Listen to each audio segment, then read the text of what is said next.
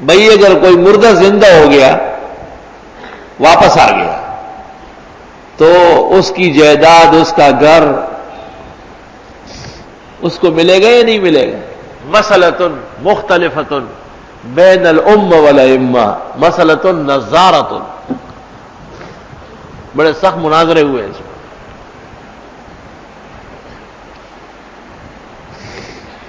عزیر علیہ السلام کے واقعہ میں اس کا ثبوت ہو رہا ہے۔ انظر الی طعامک و شرابک، یہ کھانا بھی ابھی تک آپ کا ہے اور پینا بھی آپ ہی کا ہے۔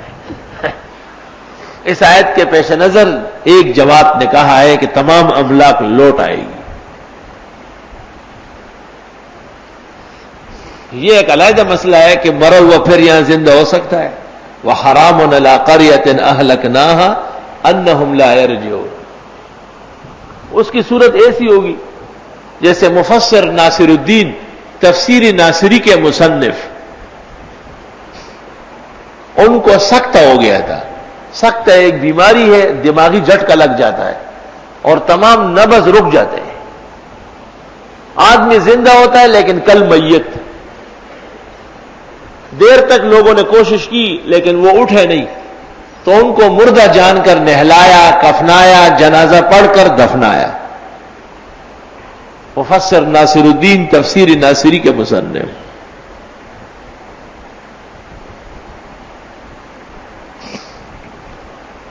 قبر میں جب رکھ دیے گئے اور قبر بند کر لی گئی تو سکتے کے مریض کا ایک علاج یہ بھی ہے کہ ہر طرف سے ہوا بند ہو جائے۔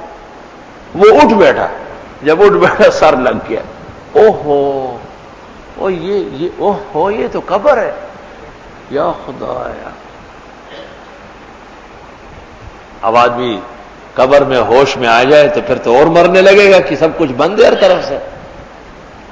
اس زمانے میں یہ مردوں کے احسان کرنے والے بہت ہوتے تھے، کفن کش، وہ نباشین چور، وہ اس انتظار میں رہتے تھے کہ کوئی کفن وفن مل جائے۔ انہوں نے قبر کھودی اور کھودنے کے بعد جب حضرت تک پہنچے تو حضرت نے آواز دی اندر سے کہ میں زندہ ہوں، تو وہ تو وہی مر گئے۔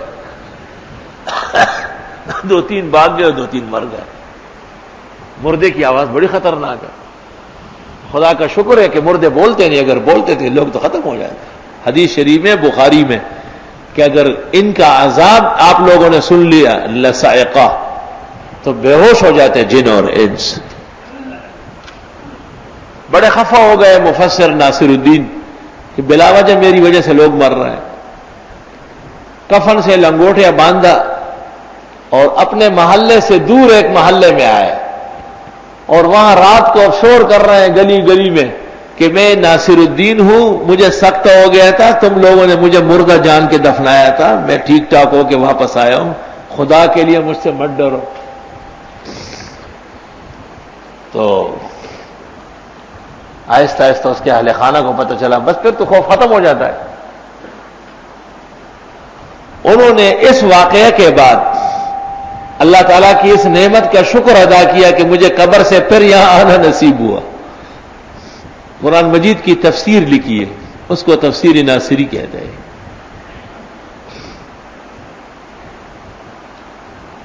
خواجہ نظام الدین اولیاء کے زمانے میں وہ درس میں شامل تھی، سبقاً پڑھائی جاتی تھی۔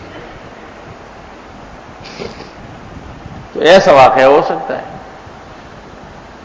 یا معجزتاً اور کرامتاً کوئی مردہ زندہ ہو جائے، کیونکہ اللہ تعالیٰ کی قدرتوں کے لیے تو بعید نہیں ہے۔ عادت الہی یہ ہے کہ ایک دفعہ جو مر چکا ہے دوبارہ یہاں نہیں آئے گا قیامت سے پہلے پہلے۔